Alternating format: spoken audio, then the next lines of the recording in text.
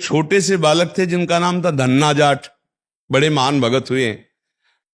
उनको परिवार की मां ले गई कथा सुनाने, तो कथा में कह रहे थे बिना भगवान का भोग लगाए जो खाता है वो पाप खाता है, भगवान की सेवा करनी चाहिए। तो घर में आए, अपनी माँ से कहा, 8-10 वर्ष के होंगे, कि हमारे घर में तो भगवान है नहीं, भगवान का भोग नहीं लगता, पाप खाया जाएगा, अब कैसे होगा।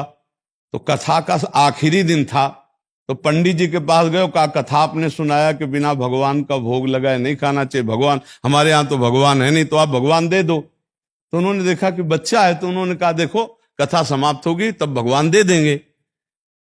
अब वो दूसरे दिन जब जाने लगे तो उनके पीछे चले, भगवान दे दो गुरुजी आप कह रहे थे। तो अब उन्होंने सोचा लड़का है, इसको ठाकुर जी तो दे नहीं सकते, तो भांग खाते थे, तो भांग का बट्टा ऊपर का, कहा ये भगवान है ले लो। पूरी कथा बड़ी।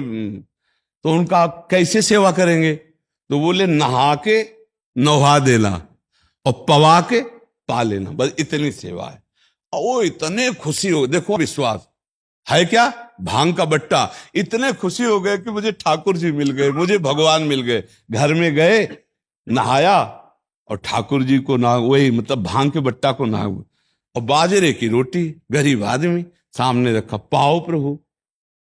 और वहां प्रभु कहाँ। एक दिन हो गया, तो उन्होंने सोचा हमारे पास कुछ है नहीं, लगता पंडित जी के पास खीर पुआ सब सामग्री थी तो ठाकुर जी पाते, वो बिल्कुल ठाकुर जी मान रहे हैं। दूसरा दिन हुआ फिर वही बाजरा, तीसरा दिन हुआ फिर वही बाजरे की रोटी।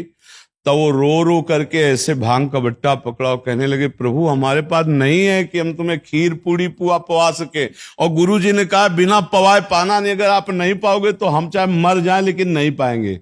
उसी समय श्री कृष्ण प्रकट हो गए, क्योंकि भगवान तो सर्वत्र है ना। भांग के बट्टे की जगह में श्री कृष्ण बैठे हैं, उन्हीं की अवस्था का रूप लेके, और वो और बाजरे की रोटी शुरू कर दी पाना। तो बोले देखो तुम कितने निर्दयी हो, 3 दिन से तो हमें भूख लगी है और हमारे घर में ज्यादा कुछ है नहीं, 1-2 रोटी मां बना पाती है, गरीब आदमी, पूरी रोटी तुम नहीं पाओगे, आधी हमें दो आधी तुम पाओ। भगवान ने, और फिर जो लीला का विस्तार हुआ कि धन्ना सेठ हो गए, अपार वैभव उनके। ये है विश्वास, गुरु के वचनों पर बिल्कुल बुद्धि न चलाकर विश्वास। और एक अंधविश्वास कहते हैं पाखंड को, नहीं कि हम तुम्हारी आयु बढ़ा देंगे, हम तुम्हारा रोग नष्ट कर देंगे, हम तुम्हारा ये कर देंगे वो कर देंगे, ये सब गलत जगह है, अंधविश्वास है, इसमें फंस जाओगे, नष्ट हो जाओगे। तुम बेवकूफ बनाते हो उनको जिनको ज्ञान नहीं है। बचपन से बाबा जी मंत्र अनुष्ठान करते रहे, अवश्य में भोक्तव्यम कृतम कर्म शुभाशुभम, भीषम पितामह 6 महीना बाणों की सैया में रहे, तुम कलावा से तुम कर्म बांध दोगे, जंतुर बांध कर तुम किसी के कर्म मिटा दोगे, तो नौटंकी नाटक है कि नहीं।